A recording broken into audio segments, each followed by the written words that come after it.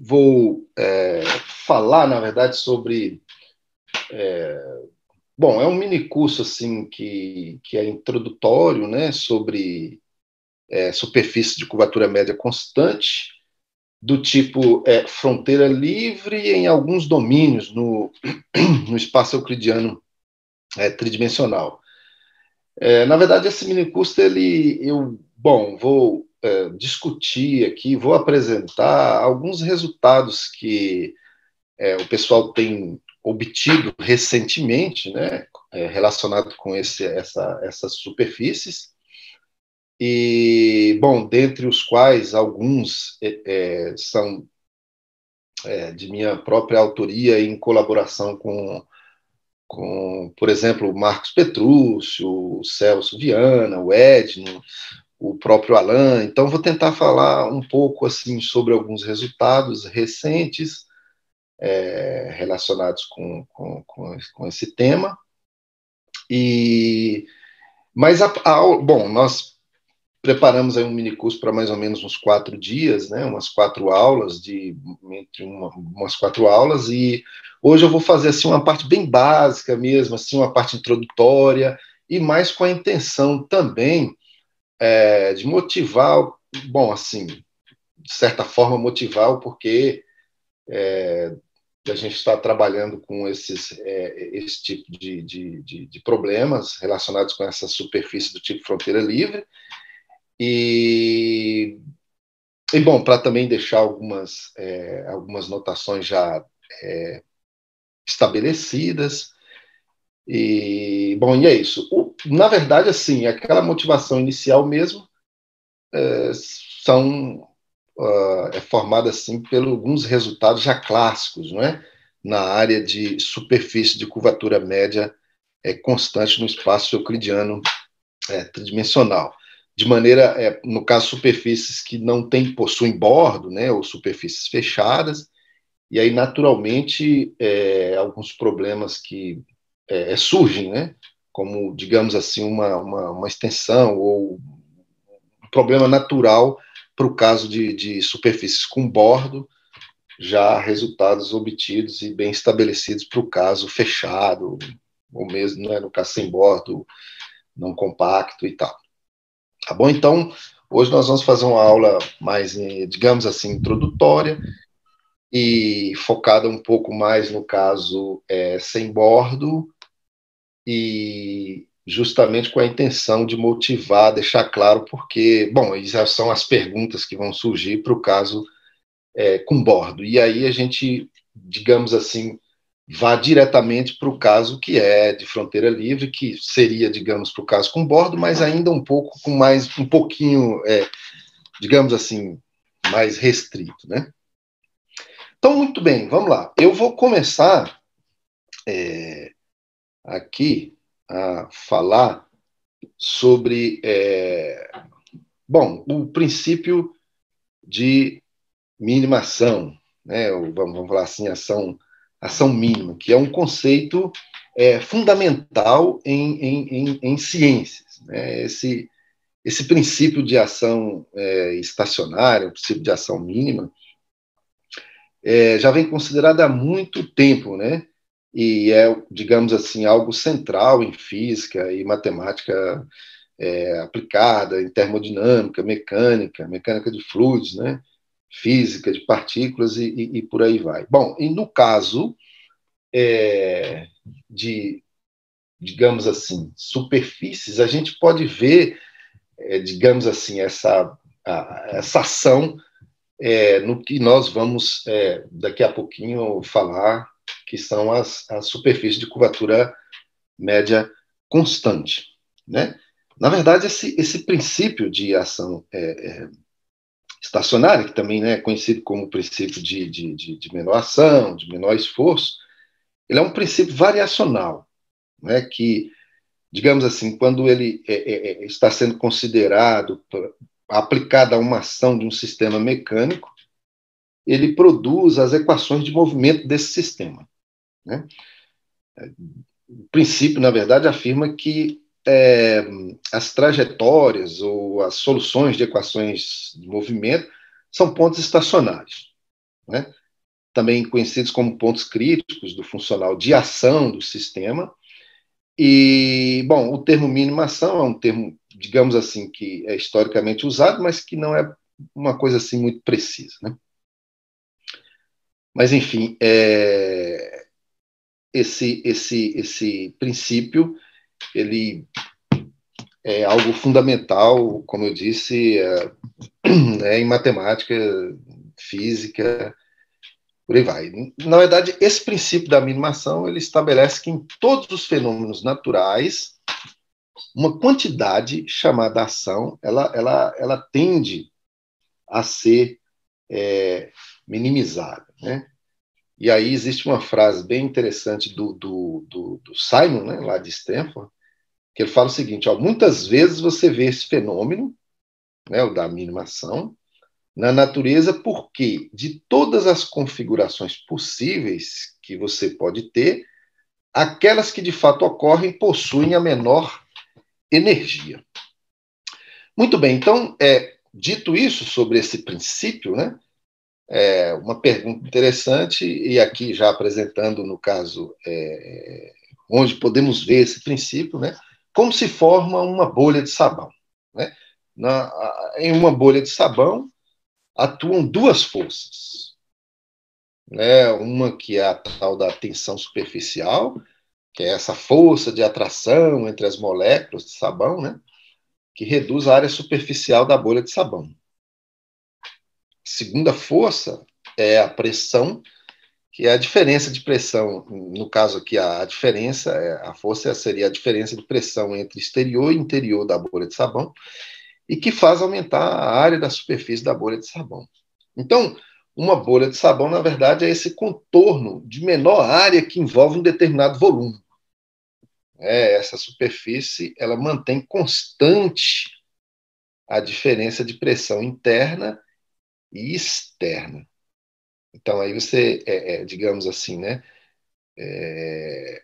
sobre essa, para se formar a bolha de sabão, né, existe esse equilíbrio aí, e, de certa forma, aí a gente vê, digamos assim, expresso esse princípio do menor esforço. Né? Inclusive, assim, bastante interessante porque, bom, uma das razões, assim, né, porque os planetas sejam esféricos, é a mesma que explica por que as bolhas de sabão são redondas. Né? A esfera é a forma geométrica mais estável, digamos assim, né, encontrada na natureza. E as partículas, né, na verdade, elas necessitam de menos energia para chegar a esse formato. Então, a natureza ela tem essa situação de procurar encontrar as formas perfeitas, né, com o mínimo de energia possível, que, digamos assim, já aí essa questão do princípio da minimação. Enfim, uma bolha de sabão, que é digamos assim, podemos olhar como um exemplo de uma superfície, e ela é interessante porque, digamos assim, já expressa aí esse princípio de menor ação. Né? Uma outra situação quando você olha para a película de sabão. Né? A pergunta aqui é como se forma uma película de sabão? Na verdade, a gente tem a bolha e, digamos assim, ali uma forma esférica aparece ali na bolha de sabão.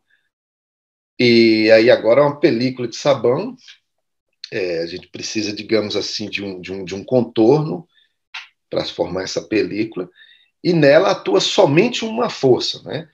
Que é a tal da tensão superficial, que é a força de atração entre as moléculas de sabão e que, no caso, reduz a área da superfície da bolha de sabão. Né?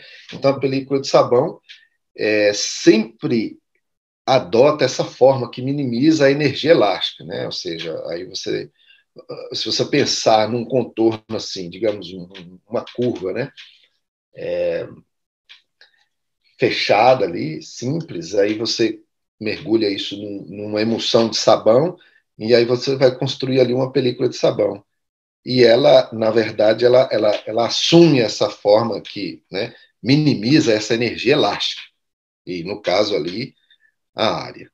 Então, Por que estou mencionando essas duas situações, né? E comecei falando desse princípio de mínima ação, porque são exemplos, né, de objetos que aparecem aí na natureza, que nos cercam e concretizam, né, esse princípio da menor ação.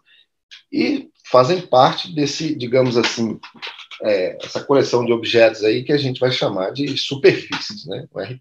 Então, o objeto do nosso mini curso são essas superfícies, né, que, digamos assim, tem como esses modelos concretos aí essas bolhas de sabão e películas de sabão, que são, depois nós vamos chamá-las, né, vamos ver que são exemplos de superfície com curvatura média constante. No caso da bolha de sabão, média constante diferente de zero, e no caso da película, uma superfície com curvatura média constante igual a zero, que seria um exemplo de uma superfície mínima, tá? Então, vou fazer agora, vamos entrar um pouquinho aqui, só para a gente estabelecer algumas notações, relembrarmos alguns fatos aqui sobre superfícies no espaço euclidiano, para a gente ir em direção que eu disse que falar de alguns resultados e que vão, digamos, nortear e motivar o que nós vamos falar mais à frente sobre o caso de superfície de curvatura média constante, mas com fronteira livre sobre alguma região. Então, vamos lá. Nós vamos sempre usar essa notação aí, sigma, né, para uma superfície regular. Né, no caso aqui, nós vamos tratar de situação assim que pode ter bordo, não vazio. E vamos sempre olhar para uma situação mais simples, tá bom? Seria a superfície que é completa, orientável. Não vamos olhar para superfícies não orientáveis.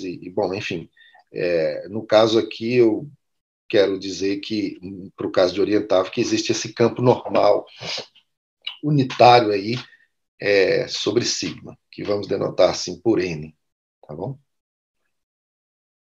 Muito bem. Essas superfícies, elas possuem na verdade, as superfícies já possuem porque assim, digamos, dentro dessa história de menor esforço, também existe aquela situação que o ser humano procura, né? Sempre classificar, regulamentar, digamos assim, e ter sempre alguns modelos para onde você pode olhar de maneira mais simples, né? Simplificar. Então, a ideia seria, digamos, começar a classificar as superfícies, olhar para algumas conhecidas e poder, digamos assim, né, usá-las como peças para construir todas as outras, ou pelo menos assim que a gente possa encontrar com maior frequência na natureza e ter mais facilidade para se estudar.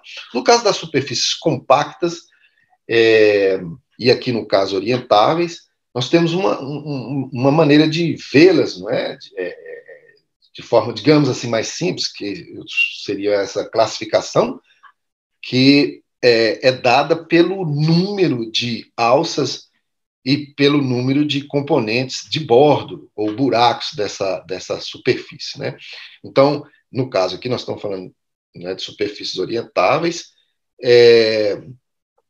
Nós podemos, digamos assim, dizer sobre uma superfície simplesmente olhando para ela como sendo uma esfera e anexado a ela aí algumas alças, não é? Nesse caso aqui, e feito alguns buracos. Então, vamos imaginar que eu tenho aqui a esfera, aí se coloca nela aqui uma alça, e também se pode fazer aqui alguns buracos, né? O buraco, eu estou pensando aqui, eu retiro um disco, a parte aberto e deixando, digamos, o bordo lá. Então, esses buracos, mas essas alças na esfera caracterizam essas superfícies orientáveis compactas, né? Ou seja, o que quer dizer é que qualquer superfície compacta, ela é uma esfera com alguns buracos e algumas alças, né? Então, aqui a gente tem, por exemplo, uma superfície que no fundo é uma esfera, aqui no caso sem alça, no caso fechada, né? Compacta, sem bordo. Essa outra superfície aqui, de fato, é um toro, né? esta outra que, no caso, é um bitoro. Então, qualquer superfície seria uma esfera, um toro, um bitoro, um tritoro, um n-toro, né? Seria... e é claro que se a gente fosse olhar para o caso com bordo aqui, a gente colocaria, assim, alguns buracos aqui nessas superfícies aí. Então, isso é uma maneira topológica, não é, de classificar essas superfícies, né? De maneira um pouco mais, digamos assim, mais matemática aqui, né? Nós podemos olhar para a característica de Euler, né, da superfície, e essa característica de Euler, nela figura aqui o número de gênero e o número de componentes conexas do bordo, né? Aqui é para ser sigma no lugar de n. Então, a característica de Euler é 2 menos o dobro do gênero menos o número de componentes conexas do bordo, né? Claro que se for fechada aqui é a expressão clássica 2 menos 2g aqui. Tá bom?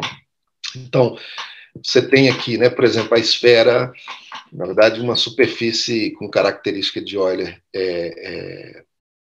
2, né? Ela é uma esfera, topologicamente falando, né? O um toro, essa característica de Euler é 0, né? Ou seja, você tem aqui a característica de Euler é 2, no caso lá são as fechadas, né? Então, é 2 menos 2 vezes o número de alças aqui, né? Que é o gênero.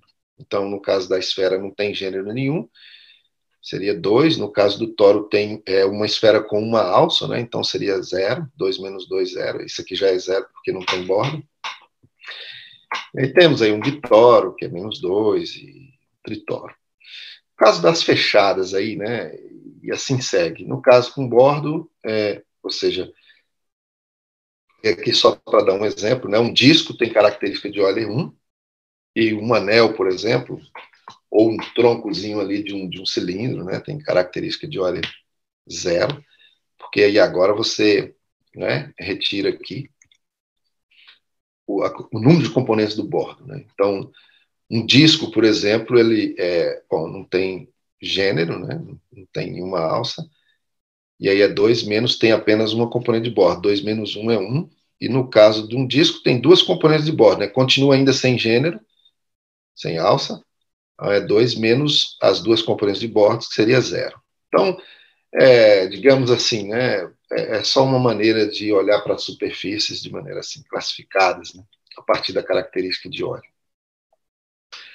Bom, aqui só alguns exemplos, né? Nós estamos falando de superfícies, temos aqui alguns exemplos importantes, né? No caso de superfícies não compactas agora, porque, digamos assim, né, que as superfícies compactas, do ponto de vista topológico, a gente sabe quem são, né? Como eu disse, são simplesmente esferas, esfera com buracos ou alças. No caso das não compactas, vamos ver aqui alguns exemplos, né? Nós temos o plano, paraboloide, cilindro, as quádricas, né? Temos aqui uma superfície de rotação, aqui onduloides, né? Trianguloides, e temos umas outras não compactas aqui, mais exóticas, né? Como nessas figuras aqui. Muito bem, isso só para mostrar algumas figuras aí, tá? Ok, a partir daí a gente levanta essa questão, né? Assim, bom, daqui a pouquinho eu vou falar do teorema de Gauss-Bonnet, mas do ponto de vista topológico, pelo menos as superfícies compactas, né? E lembrem, eu estou falando de compactas, já assumindo orientáveis, né? E então nós temos essa classificação topológica.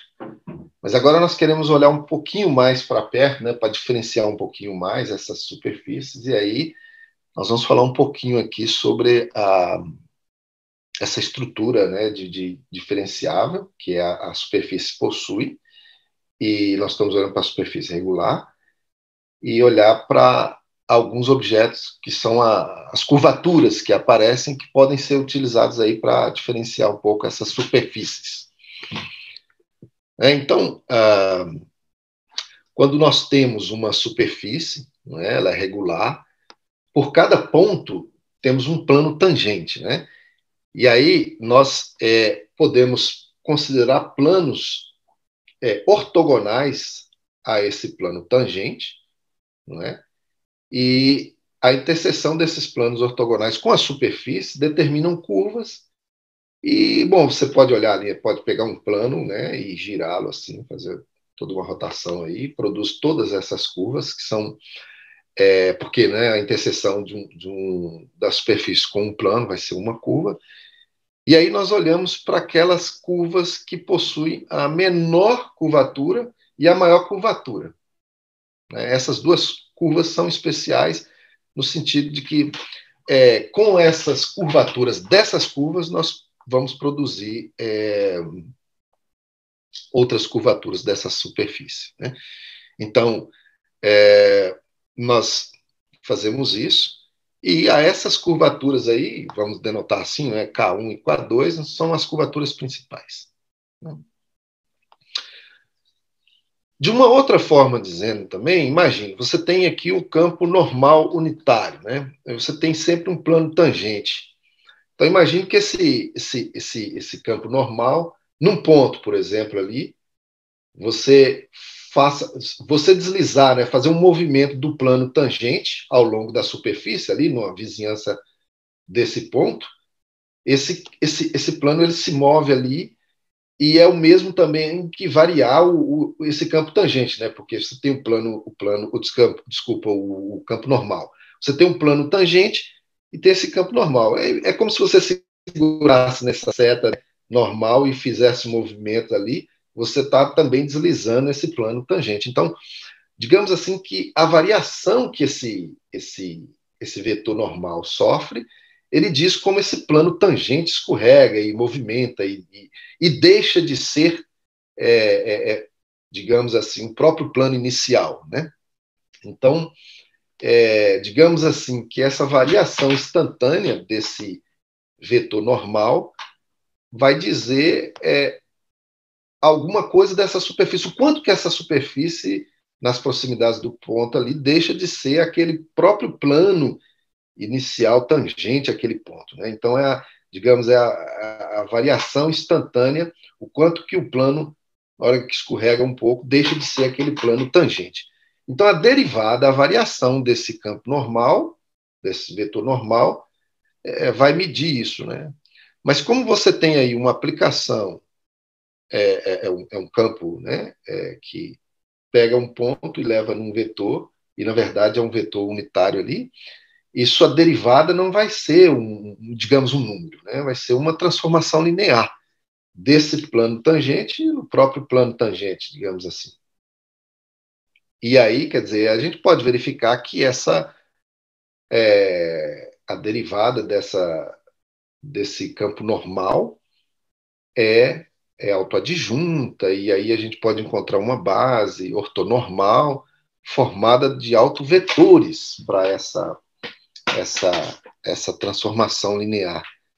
E muito bem, os autovalores, claro, a gente põe um sinalzinho aí que eu já vou apresentar, são exatamente essas curvaturas principais aqui. Tá bom? Então, digamos, a gente pode olhar essas curvaturas principais como sendo, não é? A menor a curvatura da curva entre todas essas aqui, que é a menor e a maior. Então, K1 é menor e a K2 é maior. Mas você pode olhar também como os autovalores após para essa base ortonormal, né? Para a derivada desse campo normal unitário N aqui também. Né? Então, por isso que eu vou denotar assim, né? Menos DNP, no caso aqui seria a derivada do normal com esse sinalzinho. Muito bem, então são as curvaturas principais. A partir daí, se você toma o determinante dessa derivada, que é o produto das curvaturas principais, isso nós vamos chamar de curvatura gaussiana, né? É a curvatura gaussiana, construída por Gauss. E se a gente toma o traço o traço da derivada da normal, né? Seria o que a gente vai chamar de curvatura média, ou é a média das curvaturas principais. Tá bom? Bom, ainda assim, com essas curvaturas aí, só para fixar aqui, a gente vai denotar assim para o módulo, entre normas assim, ao quadrado de A, como sendo a norma da segunda forma fundamental. Vamos chamar de, né, norma da segunda forma fundamental, que seria simplesmente a soma dos quadrados das curvaturas principais. Né? E aí a gente pode relacionar esses três números aqui, essas três funções, desculpa, pela equaçãozinha conhecida como equação de Gauss, né? Ou seja, esse quadrado aqui, essa soma desses quadrados é o mesmo que você elevar esse cara aqui ao quadrado, né? Vai ter K1 ao quadrado, mais K2 ao quadrado, mais 2 vezes K1 vezes K2. Só que K1 vezes K2 é a curvatura. Então, se você multiplica por 4, aqui ao quadrado aparecia 4, então, simplificando, você fica com essa soma de quadrados aqui é 4h ao quadrado menos 2 vezes K, onde K aqui é a curvatura, esse K maiúsculo é a curvatura de Gauss. Ok? Então, nós vamos sempre utilizar essas notações aí, e essa equaçãozinha de Gauss aqui nós vamos sempre usar aí pela frente também, esse quadrado quadrado da norma da segunda forma fundamental aqui também.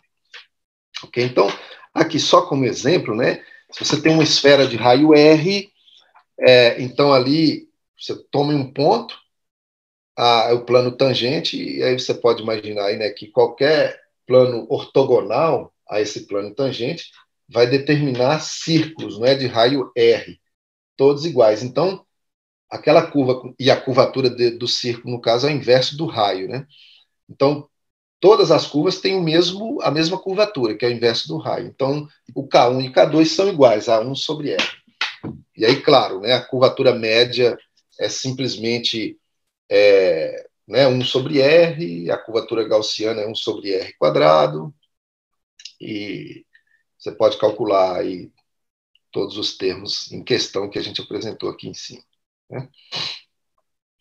Bom, no caso do plano também, né, por qualquer ponto, as seções ortogonais ali, da interseção dos planos, são só retas, né, então curvatura é zero, sempre zero, as curvaturas principais. Então, a curvatura média é zero, né, a curvatura gaussiana também é zero. E no caso de um cone, por exemplo, né, pegue um cone, claro, um cone sem vértice. Então, quando você pega um ponto que está ali sobre o círculo do cone de raio R, veja, quando você pega ali o plano tangente, aí quando você olha para um plano ortogonal a esse plano tangente, você vai determinar uma diretriz do cone, e aí a curvatura é zero, porque é simplesmente uma reta ali. E depois, se você movimenta esse plano, a curva ela vai deixando de ser reta, né, uma reta, e vai se encurvando para dentro. E você vai girando, e até o momento que você chega no plano, tipo, digamos, horizontal, assim, pega o círculo que é o círculo por onde o círculo que passa sobre o ponto P, né? O círculo ali ortogonal à diretriz. E aí, muito bem, esse círculo, né, a curvatura seria 1 sobre R, e, portanto, você tem que a curvatura mínima, porque a diretriz, quando você for mudando o plano, a curva vai se encurvando, e, portanto, ficando maior que zero, e até chega em 1 sobre R, ou seja, você teria o máximo ali, o mínimo seria zero, o máximo 1 sobre R. Então, a curvatura média é constante aqui, 1 sobre R, ou desculpa, constante não, naquele ponto, 1 sobre R. Você vai mudando o círculo, né? Você vai mudando essa curvatura média também. Mas a curvatura gaussiana aqui seria zero, né? O produto ali. No caso do cilindro, o mesmo raciocínio se aplica, só que no caso, como todo ponto que você pegar sobre o cilindro, ele está sobre um círculo de mesmo raio, cilindro de raio R, né? Então, já não muda como o cone aqui, né? O cone aqui, você mudou o círculo ali, o ponto, você cai sobre um outro círculo de raio diferente, e aí essa curvatura aqui vai mudando, essa curvatura principal. No caso do cilindro, não, continua constante. Enfim, temos esses exemplos aqui, e aqui a gente já pode observar algo interessante, é que a esfera, as curvaturas principais em qualquer ponto são constantes iguais, né? No caso do plano também, constantes iguais a zero. No caso do cone, não muda. E aqui também no cilindro, o que são constantes são as curvaturas em separado, mas elas não são iguais, né? Para essa superfície em que as curvaturas principais são iguais, a gente dá o nome, né, de umbilicas. São umbilicas. Então, nós vamos chamar uma superfície de umbilica se as curvaturas principais forem todas iguais. Nós já vamos falar sobre ela novamente daqui a pouquinho. Muito bem, gente. A curvatura gaussiana ela é uma medida intrínseca da superfície, né? Isso é o famoso teorema egrégio de Gauss, que significaria isso, né? Que aqui no caso da curvatura média, ela é uma curvatura extrínseca, que ela depende do ambiente, né? Você está com a superfície ali dentro do R3 e para se falar aí da curvatura média, ela depende do ambiente. No caso da curvatura gaussiana, não. Bom, mas a curvatura média é um objeto que aparece quando você olha para as superfícies e trabalha essa questão de fazer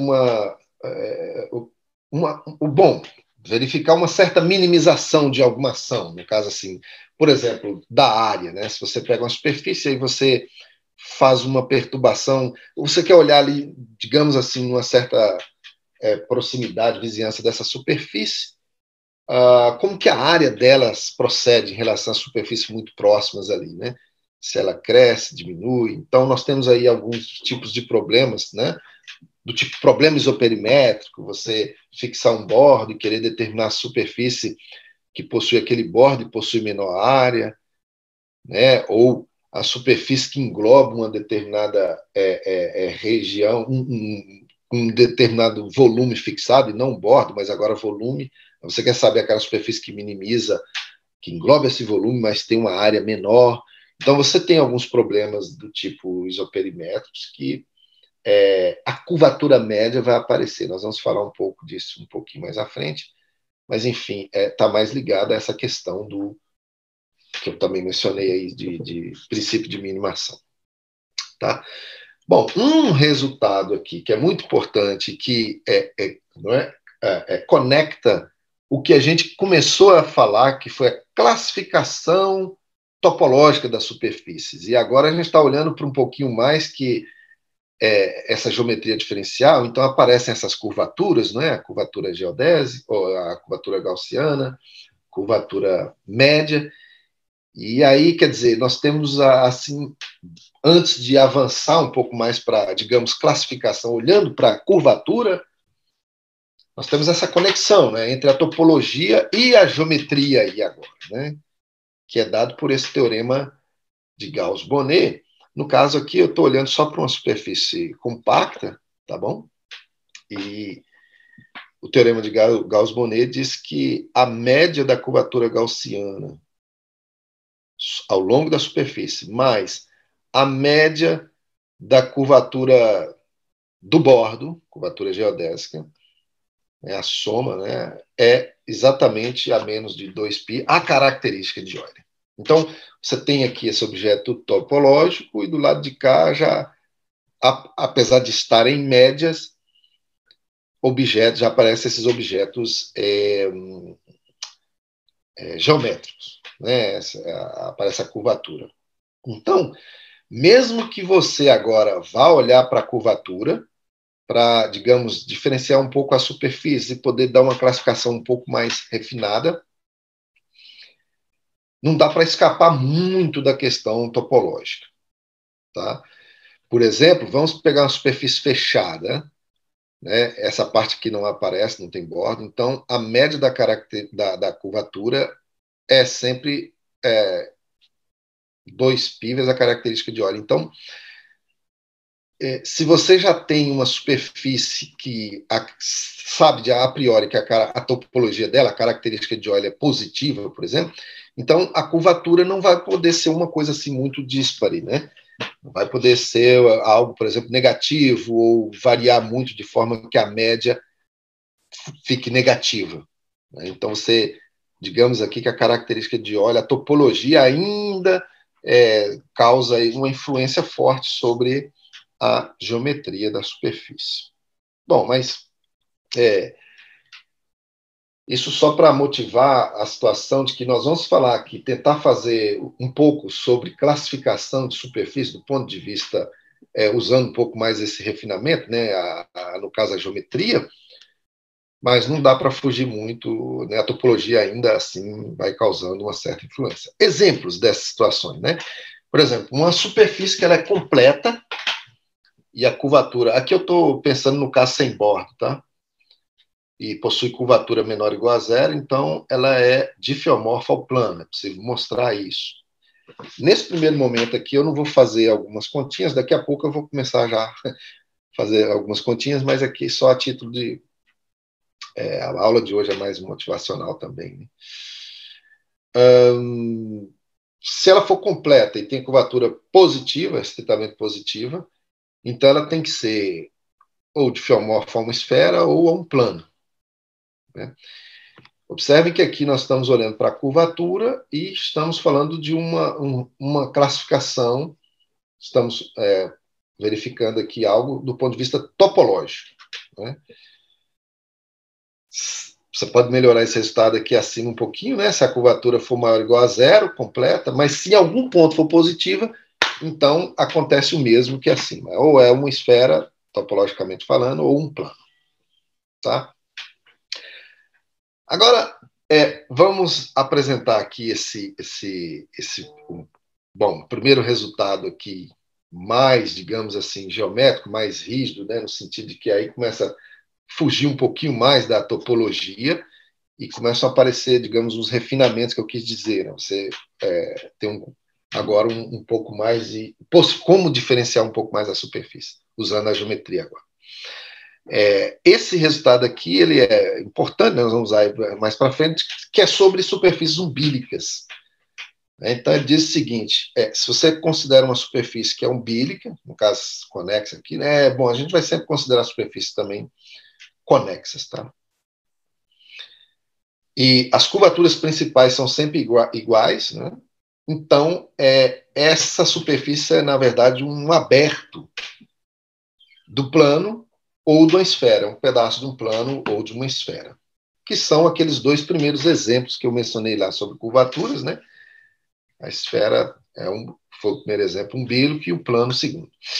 Então, esse resultado nos garante que só existem esses dois tipos, né? Pedaços de plano ou pedaços de esfera mesmo, como superfícies umbílicas, em que as curvaturas principais são iguais em todos os pontos.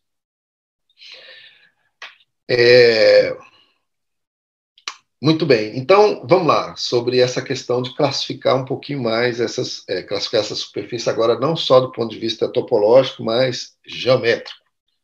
É possível fazer isso? É possível termos aí uma lista inumerável de superfícies que conheçamos?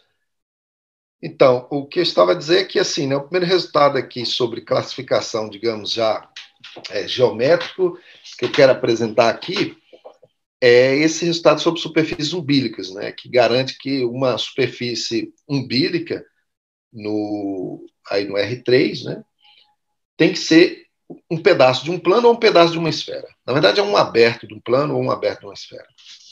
E muito bem.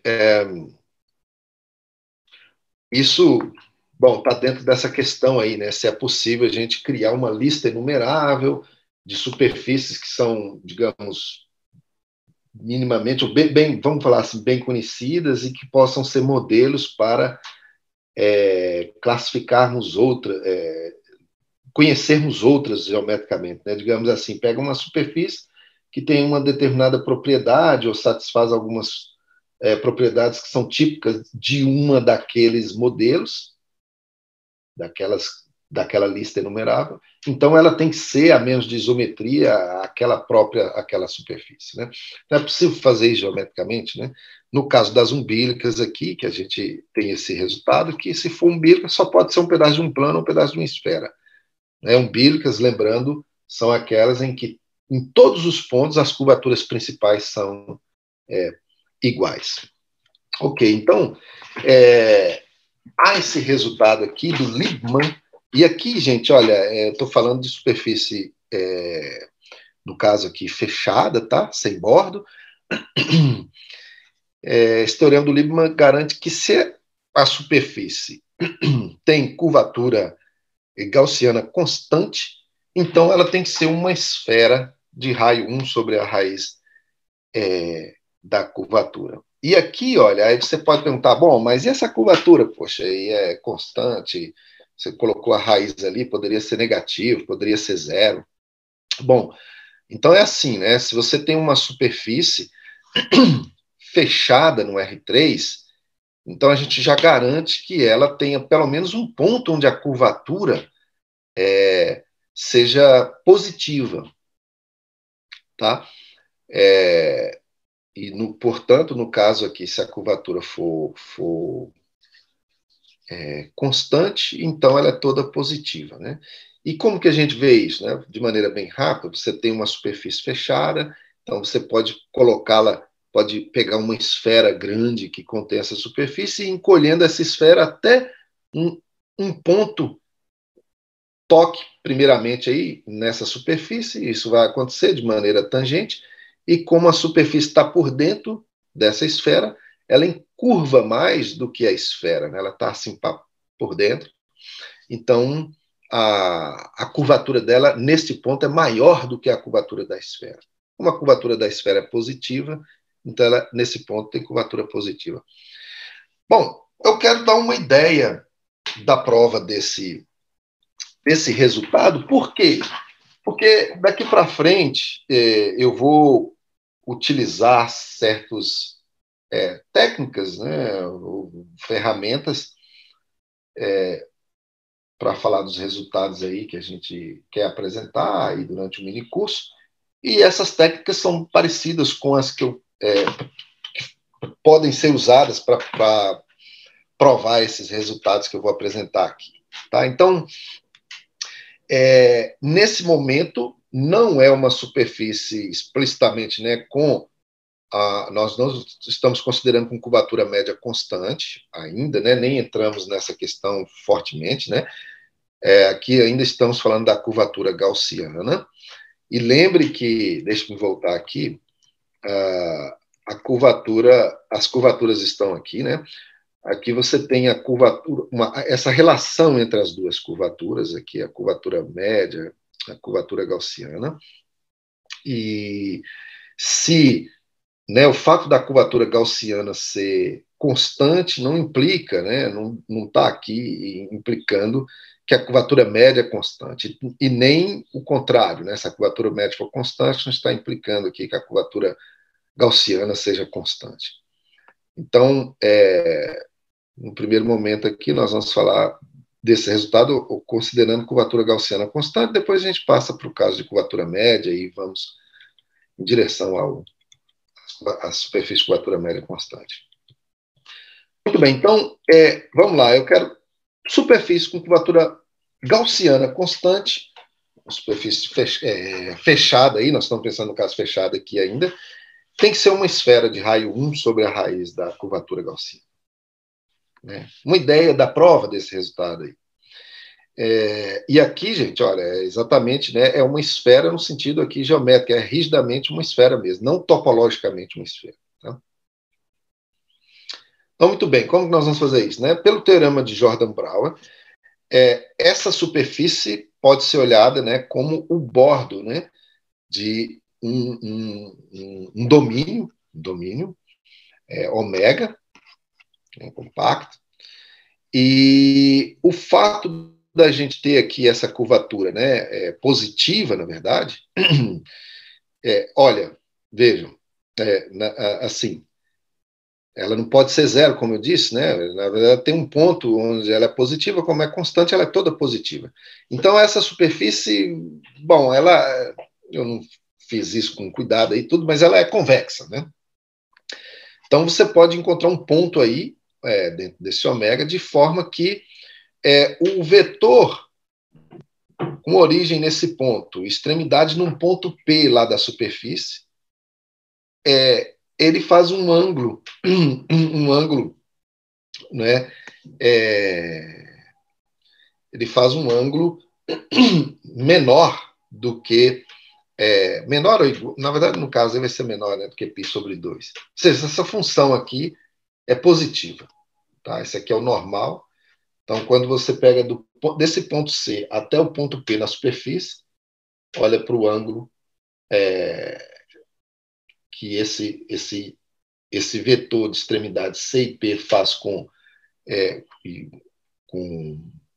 o vetor normal no ponto P, né?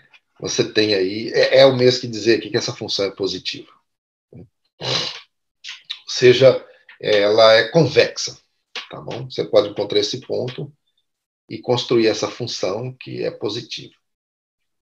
Muito bem, então nós vamos olhar para essa função aqui, que é justamente o comprimento aí ao quadrado, né, a menos desse meio aqui, desse vetor, né, com origem no ponto C e extremidade no ponto P na superfície. Eu não vou fazer essas contas aqui, mas, bom, nós podemos calcular o laplaciano dessa função, né, sobre essa superfície. Aqui na verdade, essa aqui é sigma, tá? E para o cálculo do laplaciano dessa função, nós obtemos isso aqui, né? A expressão seria 2 vezes 1 mais aqui a curvatura média vezes a própria função. Desculpa, essa outra função aqui, né? O produto interno de C menos P pelo normal. Tá? Então, 2 multiplica aqui essa expressão toda aqui. Bom, como a superfície ela é fechada, né? A gente tem o teorema da divergência, você integra, isso é zero. E, bom, como o Laplaciano é dado por essa expressão, então nós temos a integral dessa expressão aqui como sendo zero. Né? Isso é conhecido como identidade de Minkowski. Tá?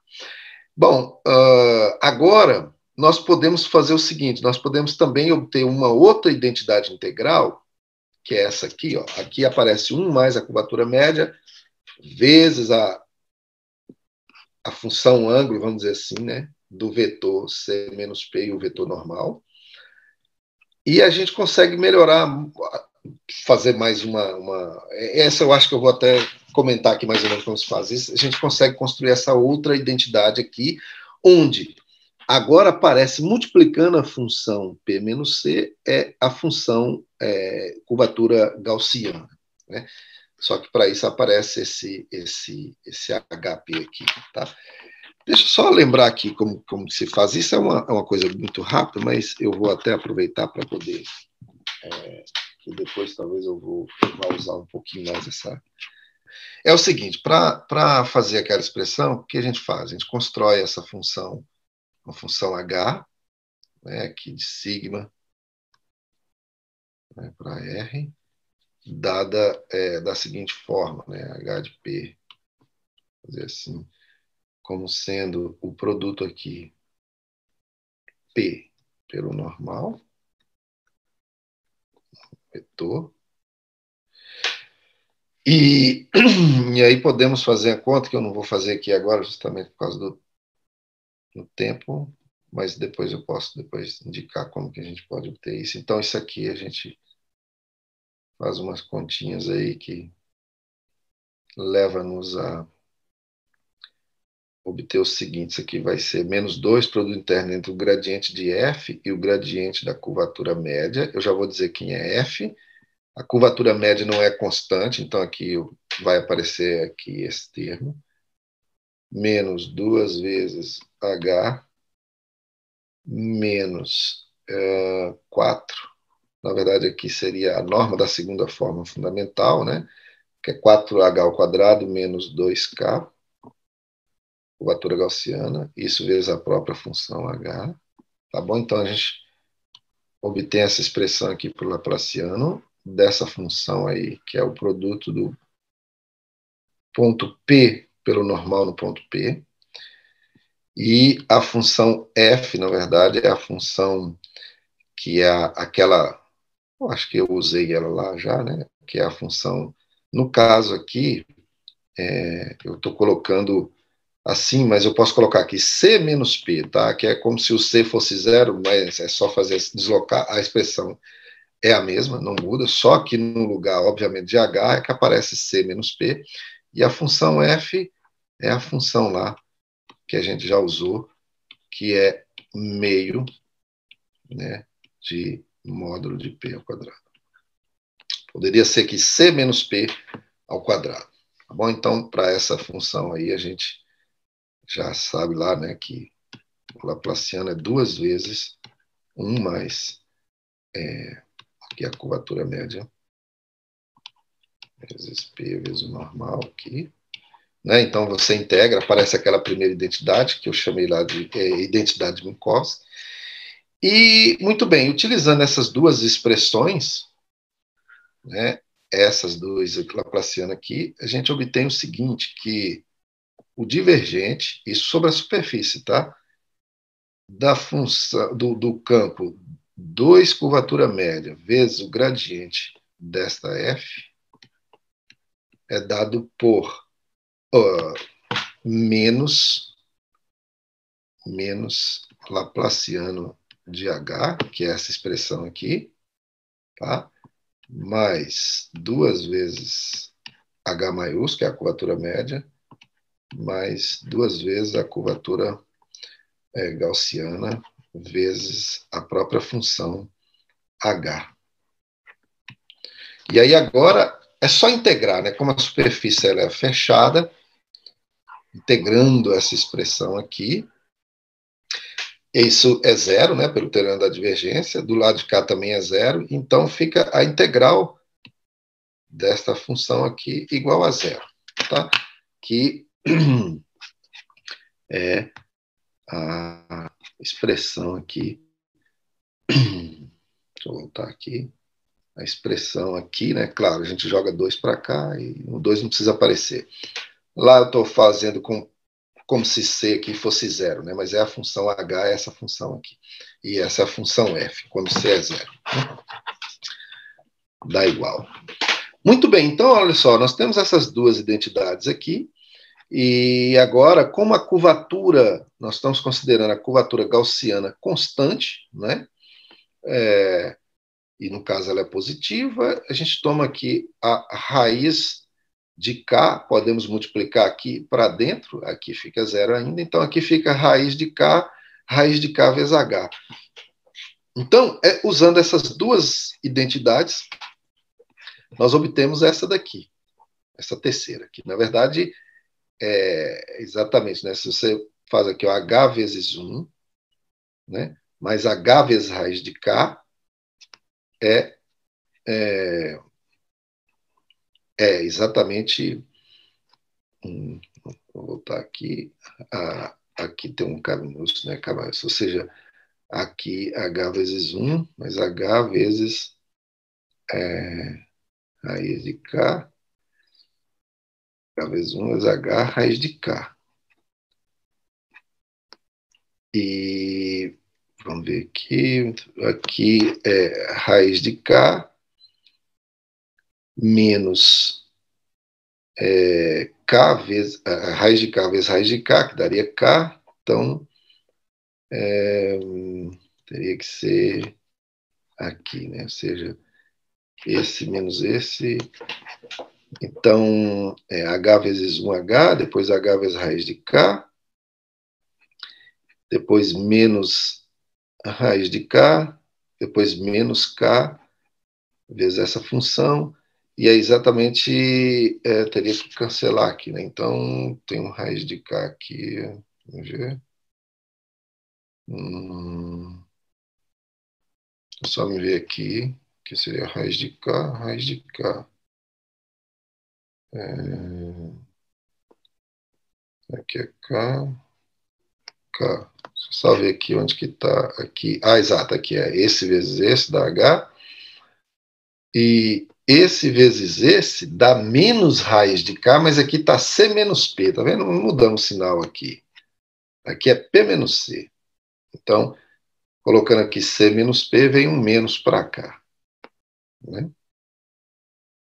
Então, esse primeiro aqui aparece normalmente. E o outro aqui, vamos ver. Então, é esse. Depois, esse vezes esse. Então, depois aqui H vezes esse. E raiz de K vezes este. E depois esse vezes esse. E depois, e tem um menos aqui, ou seja, exatamente. Ou seja, multiplicar aqui por raiz de K, né? Aqui tem um menos, vem, quer dizer, se colocarmos C menos P, vem um menos para cá. Muito bem, então dessa identidade aqui, essa função aqui, ela é positiva, e essa soma aqui, né, dentro do parênteses aqui é positiva, tá? Porque a função C menos P vezes o normal é positiva. E claro, né, daquela equação de Gauss, a gente sempre tem que H ao quadrado é maior ou igual a K. Então, H menos raiz de K é maior ou igual a zero. Tá certo? Aqui, ó, dessa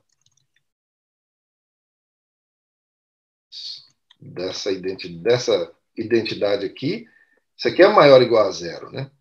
Se é maior ou igual a zero, então H ao quadrado é sempre maior ou igual a K. Então, aqui, nessa identidade aqui, desculpa, aqui, essa função aqui é não negativa. Essa aqui é positiva. Então, isso força que H seja igual a raiz de K. Né? E aí, bem, se H é igual a raiz de K, nós temos que essa sigma ela é umbílica, certo? Porque, deixa eu fazer isso aqui de novo, para também eu poder usar essa coisinha aqui. Entendeu? Aqui, não dá, abrir aqui. Então, aqui nós temos assim, né, que H, o módulo de A, nós temos assim, né, que módulo de A ao quadrado, isso é 4H ao quadrado menos 2K, certo? Isso é maior ou igual a zero, tá bom, mas não importa. Agora, a gente teve que H é igual, H ao quadrado é K. Então, daqui a gente tira que módulo de A ao quadrado é 2K. Porque 4 aqui é 4 aqui, então menos 2, 2K. E isso é 2K1 vezes K2. Ou seja, e do lado de cá é K1 ao quadrado, né? Mais K2 ao quadrado. Então, nós obtemos que K1 menos K2 ao quadrado, que é você passar daqui para cá, né, para a esquerda, isso é zero. Ou seja, não é K1 igual a K2. Então, ela é umbírica. Tá? Ela sendo umbírica, nós sabemos que ela tem que ser parte de um plano ou de uma esfera, né? Mas ela é compacta, né? Então ela é fechada na esfera porque ela é compacta, e ela é uma parte aberta, né, da esfera. A esfera sendo conexa, ela é uma fechada e aberta, tem que ser o ambiente todo, né, pela conexidade. Então ela é a própria esfera aí, tá bom? Claro, aí, obviamente, se ela é a esfera que a curvatura média, bom, de um raio R, a gente já sabe calcular aqui a curvatura e, portanto, vai sair exatamente o raio sendo 1 sobre raiz de K. Ok, então esse teorema de Liebman, e a gente utilizou que a curvatura gaussiana é constante. No caso lá, curvatura gaussiana constante, ela sendo compacta, né?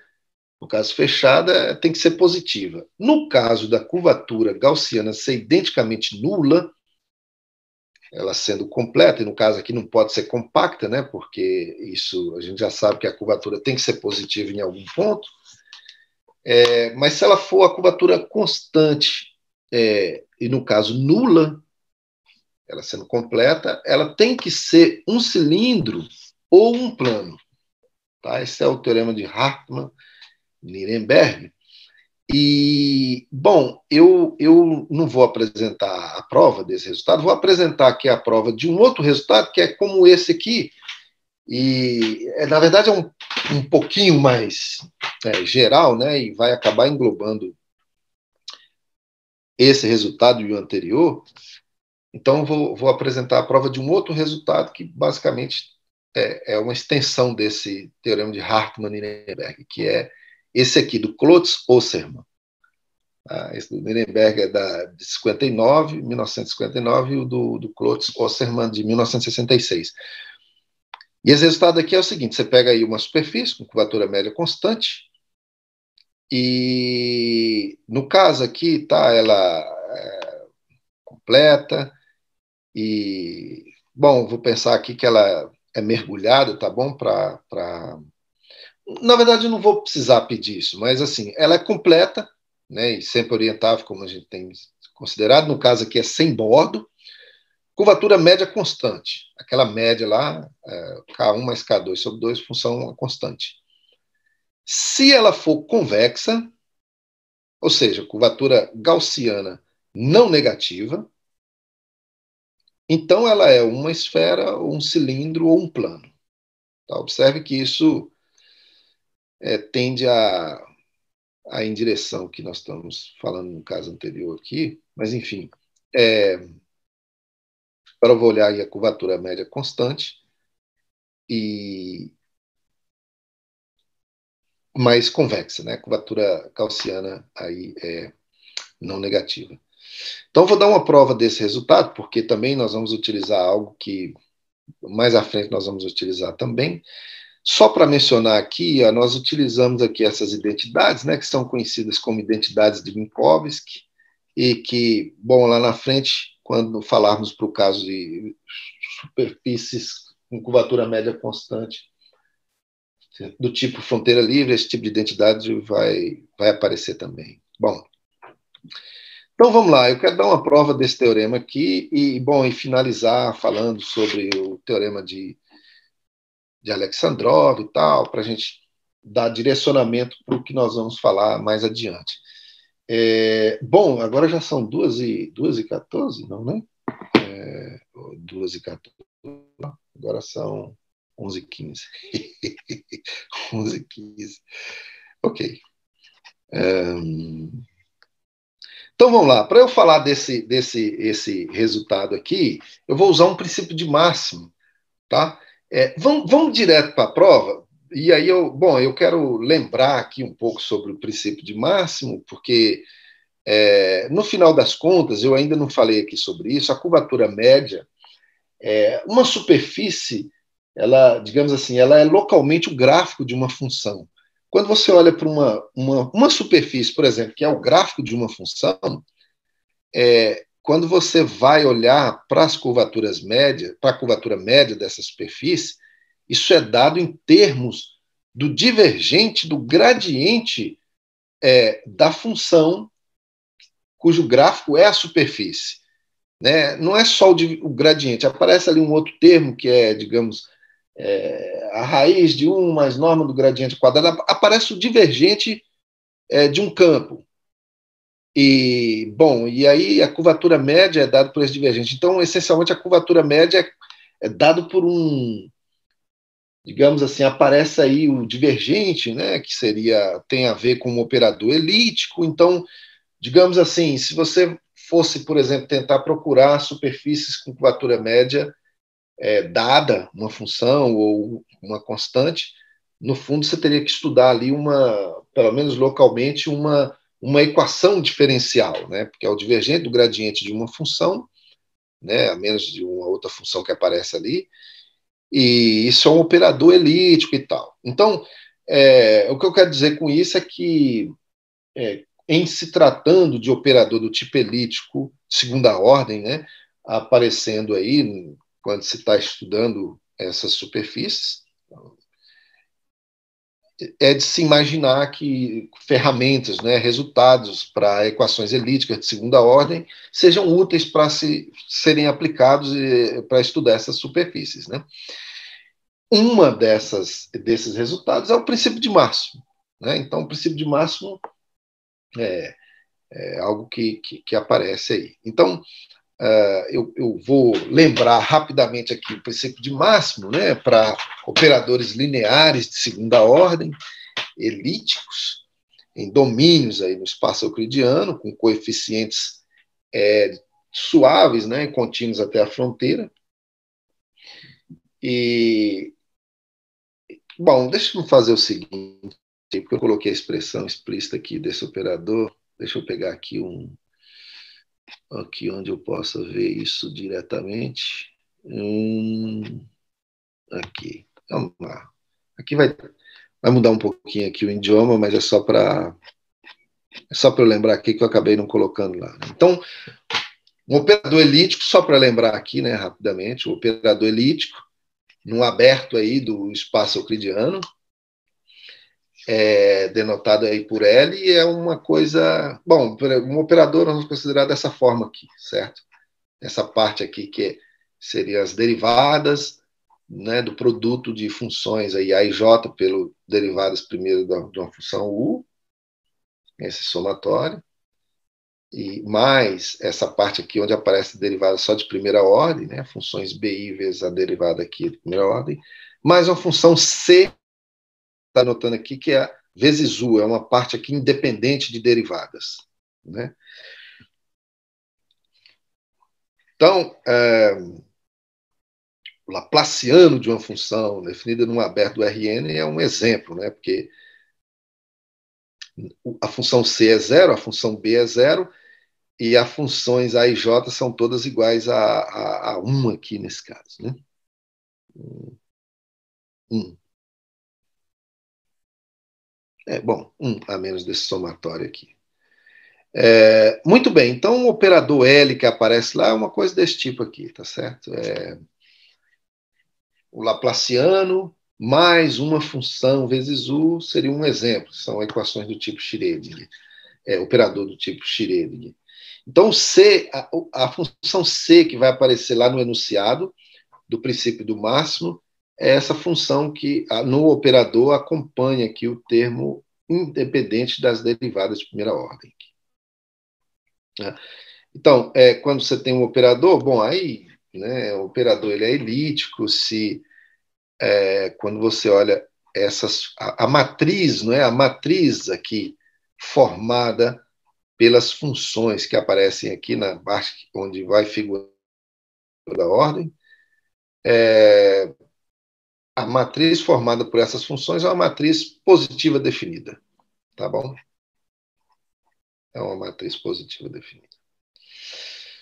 Então, muito bem, como eu disse, né, um operador desse tipo aqui, bom, um aberto, né, vamos pensar aqui Laplaciano, tudo é um exemplo, né, de um operador elíptico de segunda ordem. Bom, então é isso, tá? Você tem muita... Eu vou direto aqui para o princípio de máximo, que é o que nos interessa aqui. Você tem aí que um domínio ômega limitado, né? E L um operador elíptico de segunda ordem, com coeficientes aí suaves, contínuos até a fronteira. E a função C lá, uma função não positiva, tá? Então, se você aplica o operador UL sobre uma função de classe C2 contínua até a fronteira de ômega. Se isso é não negativo, poderia chamar isso aqui, sei lá, sup ou subsolução, não sei. E o máximo de U no bordo, né, não negativo, bom, na verdade, é atingido num ponto no interior de ômega,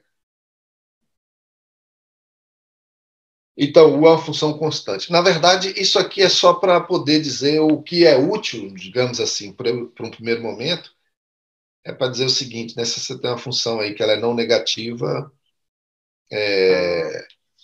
então ela tem que ser identicamente nula ou estritamente positiva, né? Que, bom, a gente transporta esse resultado aqui, o que eu quero dizer é assim, isso aqui é num aberto do espaço euclidiano. Você tem esse resultado aqui, que é um princípio de máximo clássico para operadores elípticos de segunda ordem, aí para em aberto do RM. Muito bem, você pode transportar isso para uma variedade compacta, né? Vamos pensar aqui um caso, uma situação, digamos assim, mais concreta, assim, mais simples de enunciar, né? Com o Laplaciano aqui. É claro que a gente poderia transportar isso para um operador L e tal, uma situação mais geral, mas vamos olhar para esse caso aqui mais simples, né? Você pega uma variedade compacta e aí uma função de classe C2, não negativa, satisfazendo essa desigualdade aqui. É como se, bom, fosse o operador aí, mas a F aqui agora depende de... Bom, então satisfazendo essa desigualdade como essa aqui, onde aqui é o Laplaciano, né, com respeito à métrica G, e F é uma função de M cartesiano R para R contínua. Então, uma desigualdade desse tipo aqui, onde aqui aparece a função U, essa função U sendo não negativa, então do princípio é possível aplicar aquele princípio de máximo para abertos aí dessa variedade e garantir que essa função ela tem que ser ou estritamente positiva ou identicamente nula. Né? Não tem meio termo, ela não pode assumir pontos aí onde ela é positiva e outros pontos onde ela se anula, não. É uma coisa ou outra. Ela sendo não negativa, então ela ou é estritamente positiva ou identicamente nula. Bom, eu poderia falar aqui um pouco sobre a prova, mas só para a gente não ficar muito cansativo aqui, eu vou deixar essa prova em stand-by e depois eu posso falar sobre essa prova um pouquinho mais, sabe?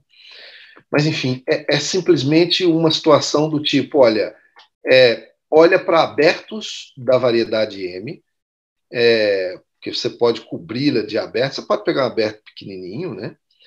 E jogar isso para o problema, porque esse operador, o Laplaciano na variedade, no final das contas, é um operador desse tipo aqui, olha, quando você olha numa carta, né, é possível pegar uma carta exponencial, pegar um abertinho ali pequenininho, nessa carta o Laplaciano ele tem essa cara aqui.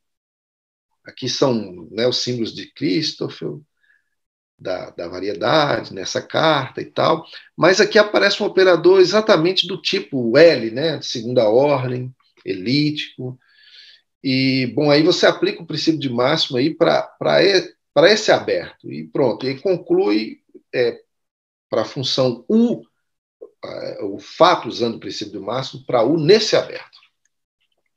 E aí depois você cobre a variedade, ela no caso é compacta, você cobre com um número finito, né, de abertos e pronto, obtém o resultado em questão. Mas isso eu não vamos focar aqui, vamos voltar ali para o caso. Então, isso foi só para lembrar. Então, você tem esse princípio do máximo, e aí agora a gente obtém esse princípio do máximo aqui, que estava escrito lá na outra tela, para o caso de uma superfície compacta, né? Ou seja, se ela é não negativa, satisfaz uma desigualdade desse tipo, então ou ela é positiva ou identicamente nula. E muito bem. Agora, uma consequência daquele princípio de máximo é esse outro aqui, que é o que eu quero utilizar para provar o teorema aí em questão. Então, nós vamos pegar aqui uma superfície compacta, né, com bordo, duas funções suaves, e tais que uma delas, a F, é estritamente positiva e a outra é não negativa, tá bom? E a outra satisfaz a condição de Dirichlet no bordo, ou seja, vale zero no bordo. então, né, ou H é identicamente zero na superfície toda, ou vale essa desigualdade aqui, o ínfimo dessa diferença é menor que zero. Tá?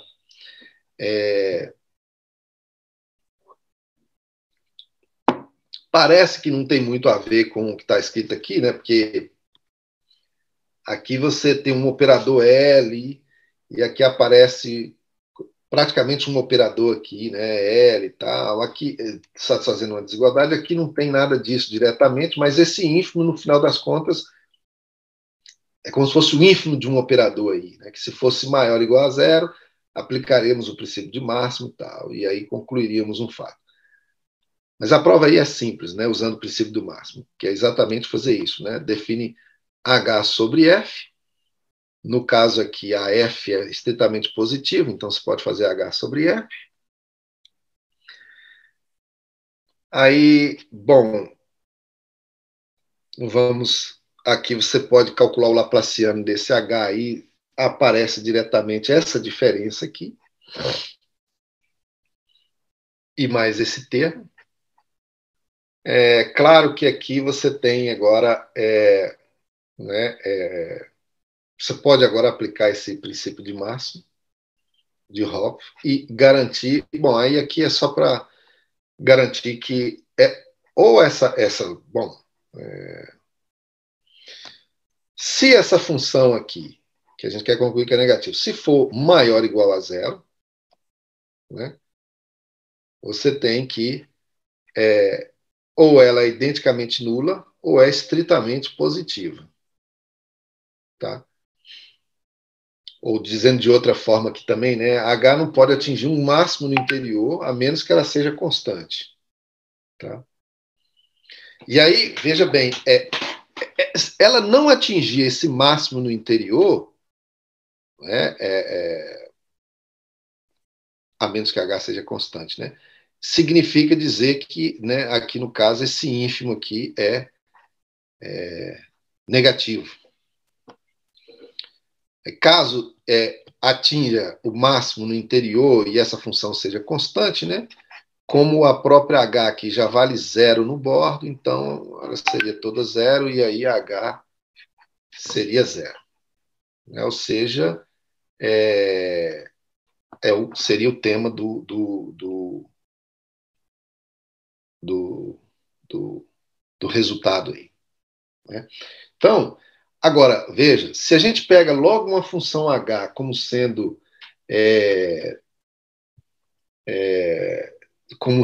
identicamente nula, tá? Aí a gente já obtém isso aqui, né? Que se você tem uma superfície, no caso aqui, você pode aplicar em bolinhas, né? Se ela não for compacta ou completa, então, dado uma função positiva, você consegue que o ínfimo da razão entre o Laplaciano sobre f, com esse sinal, claro, é menor ou igual a zero. E aí é só aplicar o resultado anterior em bolinhas. Né? Aqui você tem uma superfície compacta, com bordo, e todas essas condições aqui. Aqui, o que você faz? Você está com a superfície não compacta, completa, aí você vem, considera uma bolinha, que aí agora passa a ser uma superfície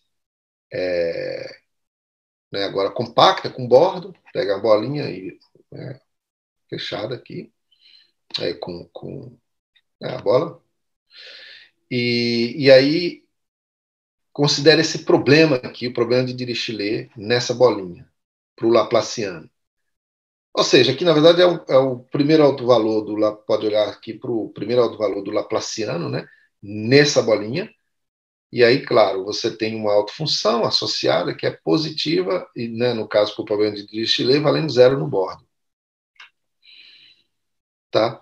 E esse lambda1 é não negativo, né? Porque aqui claro, só multiplicar H aqui, integrar, usar o teorema da divergência, a gente tem que o primeiro valor aqui é não negativo. Ok? Então, nesta bolinha, você usa a função f em questão, e, né, que é uma função positiva, de acordo com esse resultado aqui, né, a função é positiva, e a H, naquela bolinha, né, usa a primeira autofunção lá do o problema de Dirichlet lá naquela bolinha. Então, aplicando isso, né, como H aqui dividido, Laplaciano, desculpa, dividido por H, o próprio lambda 1, vai ficar uma constante aqui, ele vem aqui para cá. Ficava menor ou igual a zero, né, mas vem para cá. Então, na bolinha, esse ínfimo dessa razão é menor ou igual a lambda 1. Agora, claro, no caso é uma superfície não compacta, esse lambda 1 aí, quando ele, na verdade, ele é decrescente com respeito ao raio da bola. Então, você vai aí agora, manda esse lambda 1 aqui tende a zero.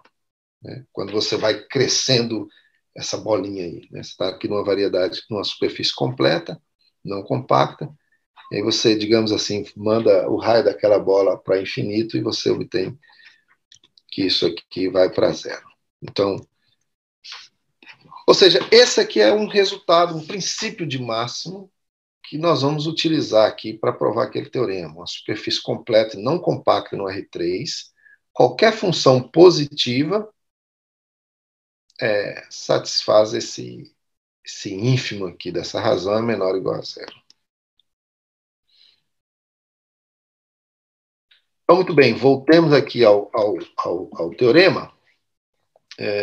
Como vamos fazer a prova? Eu não vou estender muito a aula de hoje, eu vou fazer o seguinte, vamos só bem... se sigma for, então nós temos assim, né, ela é completa e a curvatura média aqui constante. No caso ser completa aqui, ela pode ser compacta ou não compacta, né? E é claro, gente, aqui é sem bordo, tá bom? No caso aqui é a superfície sem bordo. Se ela for compacta, né, no caso é fechada, a gente pode usar o mesmo raciocínio que foi utilizado aqui, ó, praticamente né, nesse resultado, para garantir que essa superfície aí ela é uma esfera. A curvatura média constante. É claro que, né, assim, observe que aqui a gente não tem só que a curvatura média é constante, porque, de fato, daqui a pouquinho eu vou enunciar o teorema de Alexandrov. Se tivéssemos aqui uma superfície com curvatura média constante e satisfazendo outra condiçãozinha, que é ser mergulhada, eu vou falar daqui a pouco, o teorema de Alexandrov já garante que ela tem que ser uma esfera. No caso aqui, a gente não está dizendo que ela é mergulhada, mas estamos colocando que ela é convexa, né? Aqui, ó, K é não negativo. Então, a gente poderia, digamos assim, usar outros mesmo, mas com essa condição aqui, H constante, a gente pode usar o mesmo raciocínio que foi aplicado aqui, ó, para provar esse teorema, e garantir que ela é uma esfera. Tá? Então, eu só não vou repetir aqui o mesmo argumento, mas passa pela mesma ideia aí. Muito bem. Agora vamos assumir que ela seja não compacta. Não compacta. Tá? Olha, se a curvatura... Então, a curvatura média é constante, nós estamos assumindo que a curvatura média é constante, e então ela pode ser zero ou diferente de zero. Suponhamos que a curvatura média seja zero. Então, ela tem que ser um plano. Por quê? Porque, olha, nós estamos assumindo que a superfície é convexa, né? A curvatura gaussiana é não negativa, e no caso aqui da curvatura média ser zero, o que vai acontecer, né? Lembrem lá da equação de Gauss, nós temos que a curvatura gaussiana é sempre menor ou igual à curvatura média ao quadrado. Na verdade, nós temos, né, 4h ao quadrado menos 2k maior ou igual a zero. Então, aqui, na verdade, tinha um 2 aqui, tem um 2 aqui. Mas não importa que, só corrigindo aqui, tem um 2, mas se o h é zero e k é maior ou igual a zero, a curvatura passa a ser identicamente nula, né? Ela sendo identicamente nula, da equação de Gauss, nós temos que a segunda forma fundamental, a norma, ela é identicamente zero. E isso garante que ela é umbílica, né? umbílica. Então, ela tem que ser parte de um plano ou de uma esfera, mas no caso, ela sendo umbílica lá, ela é umbílica com as curvaturas principais todas sendo zero, né? Então, olha só, isso aqui, gente, ó, esse aqui é exatamente o módulo de a norma da segunda forma fundamental ao quadrado, né? Então, se H é zero, isso força K também ser zero, por essa desigualdade, e, portanto, isso aqui é zero, que é a norma da segunda forma fundamental ao quadrado. Isso faz que as curvaturas principais sejam todas zero. Então, as curvaturas principais sendo zero, a gente já sabe, ela sendo umbílica tem que ser um plano. Parte de um plano, mas, né, ela é uma superfície e está ali dentro de um plano, tem que ser o próprio plano. Conexa, né, e tal, tem que ser o próprio plano. Muito bem, então agora vamos assumir que o H, a curvatura média, que é constante, seja diferente de zero. Bom, novamente, como a superfície ali, a gente está assumindo que ela é convexa, né? Então a gente encontra um vetor tal que esse produto com o normal seja maior ou igual a zero.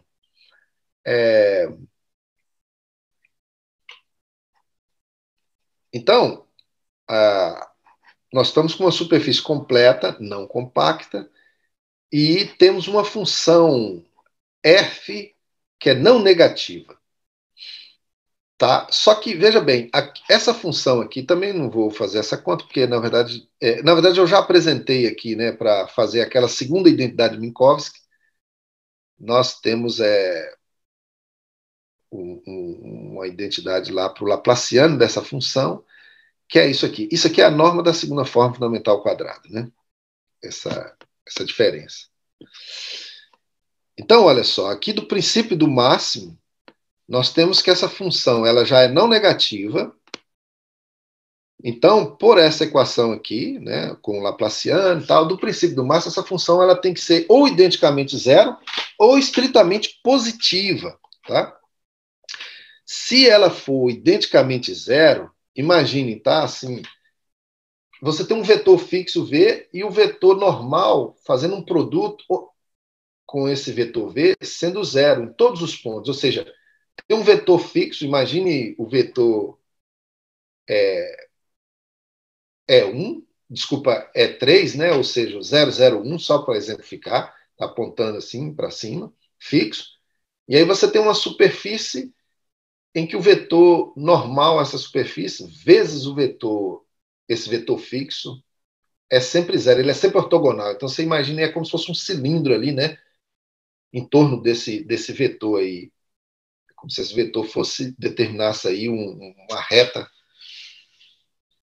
que determinasse aí, que seria o eixo desse cilindro, né? Então, o normal ali é sempre ortogonal e tal, então ela seria aí um cilindro. Isso se essa função for zero, né? E aí, exatamente, o princípio do máximo dá que essa função aqui, ou ela é identicamente zero, ou ela é estritamente positiva. Mais estritamente positiva, ela não pode ser, por quê? Porque justamente dessa equação aqui, ó, né? Usando o princípio do máximo, que é o ínfimo dessa razão aqui, com esse sinal menos, é menor ou igual a zero. Então, você põe esse menos para cá, divide pela função, se ela for estritamente positiva, né? Então, você tem que o ínfimo da segunda forma fundamental ao quadrado é menor ou igual a zero. Então, imagine, né? Essa função módulo de A ao quadrado, que é não negativa, ela está se aproximando do zero ali. Só que se a curvatura média... Imagina, se tiver um ponto onde ela é zero, né, a segunda forma fundamental ao quadrado, isso diz que, pela equação de Gauss, certo? A curvatura média, e por isso, né, a segunda forma fundamental ao quadrado sendo zero, diz que ali os pontos, as curvaturas principais são iguais a zero ali, né? Mas isso não pode acontecer porque a curvatura média, a gente está assumindo aqui, ó, que é diferente de zero. Nós estamos nesse caso que ela é diferente de zero. Então, as curvaturas principais não podem as duas serem zero ao mesmo tempo, né? Senão a curvatura média seria zero. Então, o que isso quer dizer é que se a curvatura média é diferente de zero, a segunda forma fundamental não pode né, ser zero, não pode ser, ela tem um limite inferior positivo ali, né? Ou seja, não dá para a gente aplicar esse princípio de máximo aqui, porque isso estaria dizendo justamente que a segunda forma aqui está, o ínfimo está indo ali, é zero, menor ou igual a zero, né? Como ela é maior ou igual a zero. Conclusão, se essa função aqui ela já é maior ou igual a zero, do princípio do máximo, por causa dessa equação aqui, ela tem que ser estritamente positiva ou identicamente nula. Mas estritamente positiva ela não pode ser, por causa que nós estamos justamente no caso de H aqui diferente de zero. Então ela é identicamente nula. E ela sendo identicamente nula, é o que eu estou tentando raciocinar aqui para você ver que isso te dá um cilindro. Esse vetor V é como se fosse determina um eixo aí, né, para esse cilindro. Tá bom? Enfim, assim a gente usando esse princípio do máximo, né, e também as identidades de Minkowski, a gente consegue que esse teorema de Klotz-Osserman, tá bom?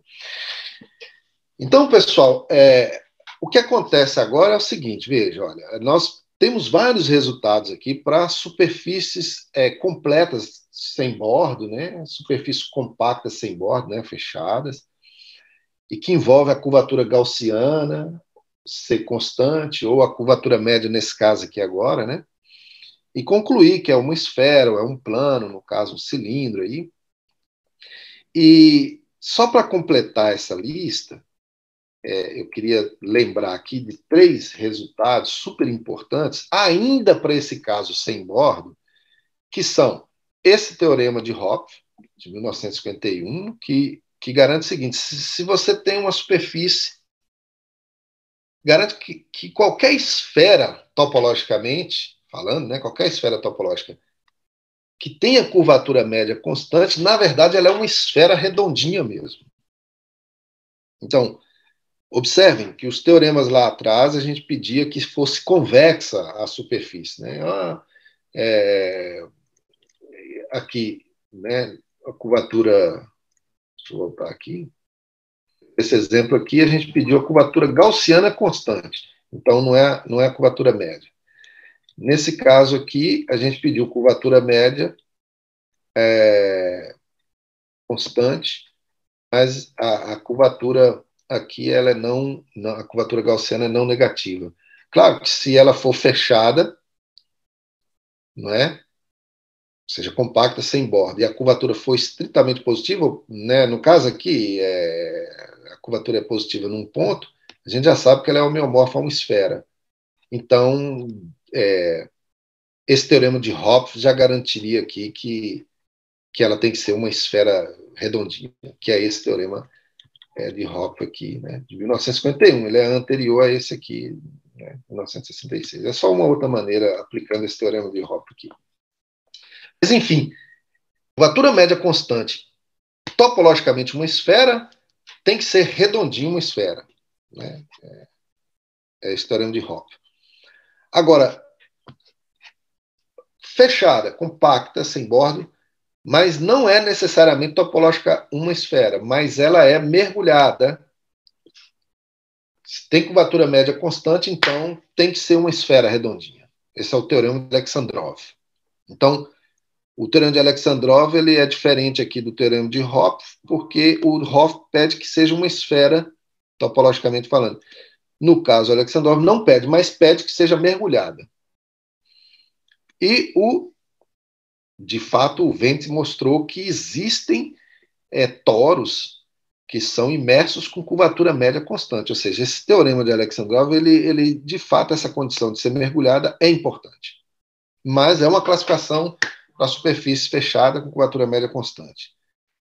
Precisa ser mergulhada.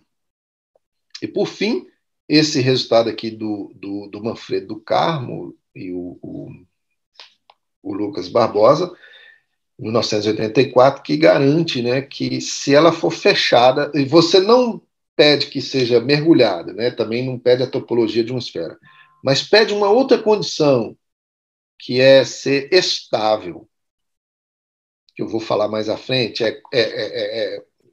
satisfazer uma situação do tipo, o primeiro alto valor de um determinado operador ser não negativo, então ela, se tem curvatura média constante, ela tem que ser uma esfera também, né? Então, esses três resultados são resultados clássicos sobre superfícies fechadas com curvatura média constante. E a pergunta que surge, talvez na quinta-feira eu falo um pouco sobre as demonstrações desses resultados, principalmente do Alexandrov, são resultados clássicos, né, para superfície com curvatura média constante, no R3, superfícies fechadas. Talvez eu fale um pouco sobre a prova, mas a questão que surge aqui agora é o seguinte: e os resultados, digamos assim, paralelos, os resultados para o caso com bordo, né? Um resultado tipo Alexandrov, pega uma superfície compacta com bordo que está mergulhada no R3 com curvatura média constante, mas agora ela tem bordo. Então ela tem que ser a calota de uma esfera, né? Ela tem que ser imagina uma semisfera, continua sendo curvatura média constante, né? Só que ela tem borda agora. Corta uma esfera aí de raio R pelo, sei lá, o equador dela. Então você tem aí uma superfície com bordo, curvatura média constante, né, mergulhado e tal. Então, uma versão do Alexandrov para o caso mergulhado. Conclui-se que sigma é uma semisfera de raio 1 sobre, sei lá, raiz de K aqui, no caso, K aqui tem a ver com H, né? Uma versão do teorema de Hopf, pelo menos, né? Se ela for topologicamente um disco, né? Ela agora não é fechada, ela tem bordo, mas ela é um disco topologicamente. Tem curvatura média constante, tem que ser uma semisfera. No caso do Hopf, não pede que é topologicamente um disco, mas mergulhada. Tem que ser uma semisfera. E o resultado do Manfredo, do Carmo, e o resultado do Carmo Barbosa para o caso com bordo, ou seja, uma superfície com bordo que é estável, aí a gente precisa precisar o que é estável, mas segue essa ideia de, tem um operador lá e o primeiro autovalor é não negativo, para um problema, no caso aí tem bordo agora, certamente há alguma condição no bordo, né? Tem que ser uma semisfera. Então, o que nós vamos fazer no restante do minicurso é responder a essas questões para alguns casos, para superfícies de curvatura média constante, que tem bordo, mas, infelizmente, não para essa generalidade, como estamos colocando aqui essas questões, né? Basta ter bordo e tal. Mas nós vamos tentar responder essas questões para os casos, pelo menos, em que o bordo é mais tratável, né? O bordo está bem situado num lugar, a gente consegue ter um controle maior sobre o bordo, porque, infelizmente, não há resultados ainda gerais, assim, nessa generalidade que estamos colocando aqui, sem condição alguma, assim, né, sobre o bordo. Tá bom? Então, hoje nós vamos ficar por aqui. Eu não vou entrar diretamente nessas questões agora, porque, né, já avançamos bastante, mas na próxima aula a gente já começa a falar um pouco mais sobre as superfícies CMCs de curvatura média constante do tipo fronteira livre. Tá bom? Então, hoje foi mais para a gente dizer né, por que estamos indo falar sobre mínimas CMCs de fronteira livre. Né? Digamos assim que temos uma motivação nesses resultados aqui, que são resultados para o caso de superfícies CMCs fechadas, né, compactas, sem bordo. Tá bom, pessoal? Então, nós vamos ficar por aqui hoje e na próxima aula a gente continua.